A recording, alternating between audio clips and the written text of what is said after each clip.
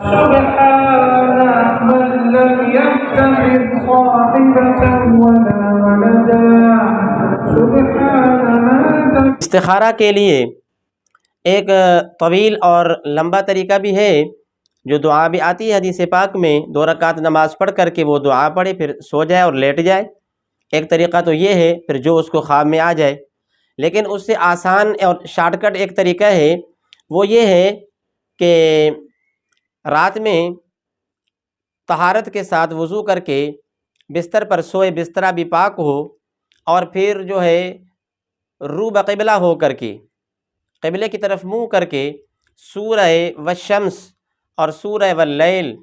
اور سورۃ الاخلاص 7 بار پڑھ کر کے اس کے بعد پھر دعا مانگے، اللہم ارنی کذا و کذا، اے اللہ مجھے یہ چیز دکھا دے، کذا و کذا کی جگہ پہ اپنے مطلب اور اپنے مقصد اور جو مہم، جو چیز، جو مطلوب اس کو ہے، یعنی اس کا ذکر کرے۔ اللہم ارنی فی کذا، یعنی جو مقصد، جو کاروبار، کوئی دیکھو نا، استخارہ وہاں ہوتا ہے، استخارہ کی معنی ہے خیر کی طلب کرنا،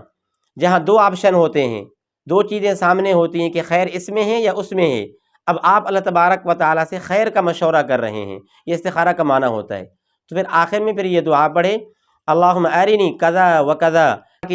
یہاں پہ اپنے مقصد کو بیان کریں، اور آگے پھر وَأَرِنِي فَرَجًا وَمَخْرَجًا وَاجْعَلْ لِي امراً فرجا ومخرجا، یہ دعا پڑھے، اور اسی طرح جو پھر کہے کہ وَأَرِنِي مَا اسْتَدَلُّ بِهِ عَلَىٰ إِجَابَةِ دَعْوَتِي۔ انشاءاللہ اس دعا کے پڑھنے کی برکت سے 1 دن میں، 2 دن میں یا 3 دن میں آپ کرتے رہیں، انشاءاللہ 7ویں رات تک جو ہے کوئی مسرت، کوئی خوشی والی جو ہے چیز آپ کے ذہن کے اندر آ جائے گی اور آپ کا مسئلہ حل ہو جائے گا۔